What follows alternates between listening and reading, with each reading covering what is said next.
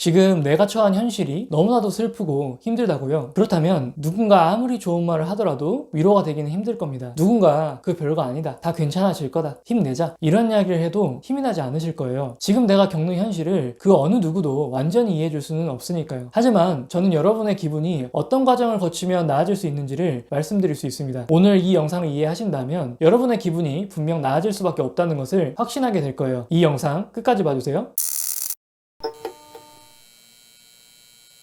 먼저 우리는 슬픔이라는 감정에 대해서 이해할 필요가 있습니다. 우리가 어렸을 때부터 울면 안 돼, 왜 울어 도대체, 울음 뚝, 이런 이야기를 자주 듣잖아요. 그래서 우리는 주변 사람들이 울고 있다면 다가가서 말없이 꼭 안아주고 기다리기보다는 울음을 그치라고 이야기를 하면서 기분 전환을 해주려고 노력을 하죠. 그 정도로 우리는 마치 슬픔이라는 감정을 느끼면 빨리 털어버려야 된다고 생각한다거나 없애야 된다고 생각합니다. 내가 지금 슬픈 상태는 무엇인가 정상적이지 않은 상태라고 생각할지도 몰라요. 그런데 우리가 슬픔이라는 감정을 느끼지 않는다면 어떤 일이 일어날까요? 예를 들자면 우리가 고시 준비를 하고 있는데 시험에 떨어졌어요. 그런데 하나도 슬프지 않은 거예요. 그렇다면 당연히 마음이 힘들지 않겠죠. 만약 이렇다면 우리가 잘 살아갈 수 있을까요? 그렇지 않을 겁니다. 어쩌면 평생 고시 공부만 하면서 살지도 모릅니다. 매번 떨어져도 별로 슬프지 않을 거니까요. 마냥 언젠가는 합격하겠지라고 하면서 마주한 현실을 보지 못한 채 똑같은 실수를 계속 반복하면서 살 겁니다. 그런데 우리는 보통 중요한 시험에서 떨어지면 어떤 마음을 갖게 되나요? 오랜 기간 열심히 했고 그래서 합격을 기대하고 있는데 떨어진 걸 확인하게 되면 좌절감과 슬픔을 경험하게 될 겁니다. 그리고 우리는 새로운 선택을 하게 되죠. 고시에서 떨어졌다면 떨어진 원인을 찾고 더 열심히 부족한 부분을 보완해서 공부하겠다, 이런 선택을 하거나 아니면 고시 준비를 포기하고 다른 것들을 알아볼 수 있게 될 겁니다. 이것처럼 슬픔이라는 감정은 내가 무엇인가 기대했던 이 부분과 내가 막상 처한 현실과의 이 차이가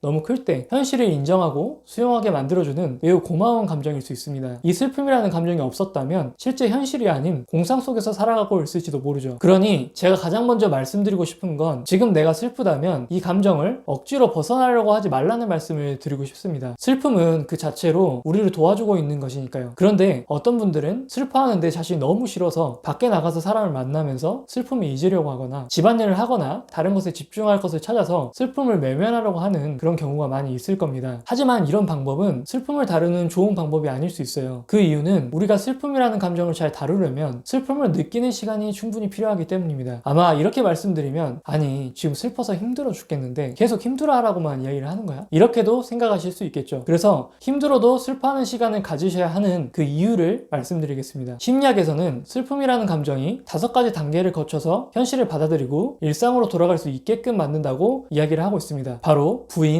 분노, 협상, 우울, 수용, 이 5가지 단계를 통해서 말이죠. 첫 번째는 부인의 단계입니다. 현재 우리에게 닥친 상황을 인정하고 싶지 않아 해요. 마치 이게 현실이 아니라 꿈이라고 믿게 되는 거죠. 우리가 현실을 직면하기에는 우리에게 일어난 일이 너무 충격적이기 때문에 마음에서 인정하지 않으려고 하는 겁니다. 그리고 시간이 지나면 분노 단계로 넘어가죠. 이렇게 나에게 고통을 주는 상황이나 사람에 대해서 화를 내기 시작하는 거예요. 그런데 현실을 계속 부정해도 상대방의 화를 내고 상황을 탓하더라도 지금 내 상황이 별로 나아지지 않는다는 걸 느끼게 되면 협상의 단계로 넘어가기 시작합니다. 현실과 타협해보려는 노력들을 좀 하는 거죠. 예를 들자면 남편에게 그 여자만 정리하면 내가 화를 내지 않겠다, 집에만 들어온다면 내가 정말 잘해주겠다, 이런 형태로 타협을 시도를 하는 겁니다. 하지만 현실적으로 누군가 타협한다는 것이 우리 마음처럼 쉽지는 않잖아요. 그러면 이제 우울의 단계로 넘어가게 됩니다. 이 우울 단계로 넘어오면 우울하고 슬픈 감정을 이전보다 훨씬 더 많이 느끼게 될 거예요. 왜냐하면 내가 할 수 있는 게 아무것도 없다라는 것을 비로소 깨닫기 시작하기 때문입니다. 나도 모르게 계속 눈물이 나기도 하고 마음이 공허하고 너무 외롭고 혼자라는 느낌을 받게 되는 거죠. 그래서 이런 경우에 모든 인간관계를 단절해버리기도 하고 무기력한 상태로 계속 누워있으실 수도 있습니다. 그리고 이 단계를 충분히 경험하게 되면 이제 수용의 단계로 나아갈 수 있거든요. 현재 상황을 어떻게든 바꿔서 어떻게든 내가 기대하는 바를 막 이루려고 이렇게 하는 게 아니라 우리가 현실을 인정하고 받아들이면서 그 현실에 있는 그대로 적응해가기 시작하는 겁니다. 아마 이 영상을 보시는 분들은 지금 상황이 한 번도 겪어보지 못한 충격과 고통이어서 헤어나올 수 없다라고 느낄 정도로 힘드실 겁니다.